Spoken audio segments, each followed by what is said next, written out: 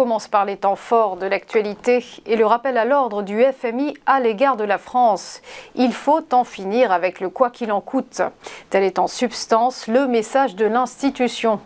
Dans un rapport publié hier, le FMI recommande à la France un assainissement de ses finances dès l'an prochain. Un redressement pour éviter une détérioration accrue de la dette publique.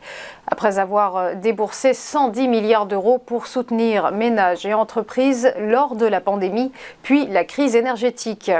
Parmi les pistes recommandées par le Fonds monétaire international, des réformes, notamment de l'assurance chômage et des retraites, hasard du calendrier ou pas, elles sont déjà sur les rails, ainsi que la réduction des niches fiscales.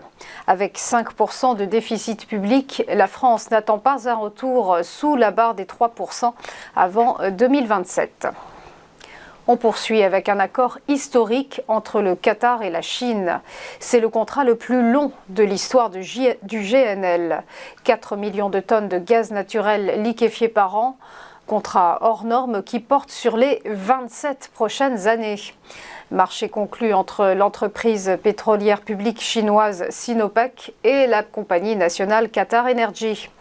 Pékin a donc mis le prix pour un gaz qui proviendra du gisement offshore Northfield, le plus grand champ gazier au monde, que l'émirat qatari partage avec l'Iran. Rappelons que la demande en GNL a explosé depuis l'invasion de l'Ukraine par la Russie. Terminons par le retrait annoncé de Holcim de la bourse de Paris. Le 30 décembre, le géant suisse du ciment ne sera plus coté à Euronext. Le but, simplifier sa structure de cotation et réduire ses coûts administratifs.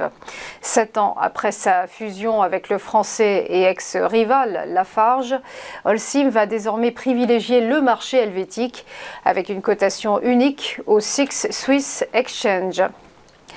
On passe au point bourse et le rappel de la clôture des marchés hier. Un CAC 40 en petite forme qui a cédé moins 0,15%, terminant à 6634 points.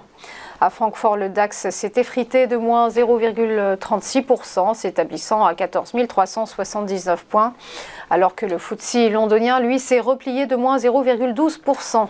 Et on notera le décrochage de la bourse de Milan qui s'est délestée de moins 1,29%, plombé par certaines valeurs. Outre-Atlantique à présent, le rouge était mis à Wall Street. Le Dow Jones a abandonné moins 0,13%. Le S&P 500, lui, affichait une baisse de moins 0,39%, tandis que le Nasdaq Composite lâchait moins 1,09%.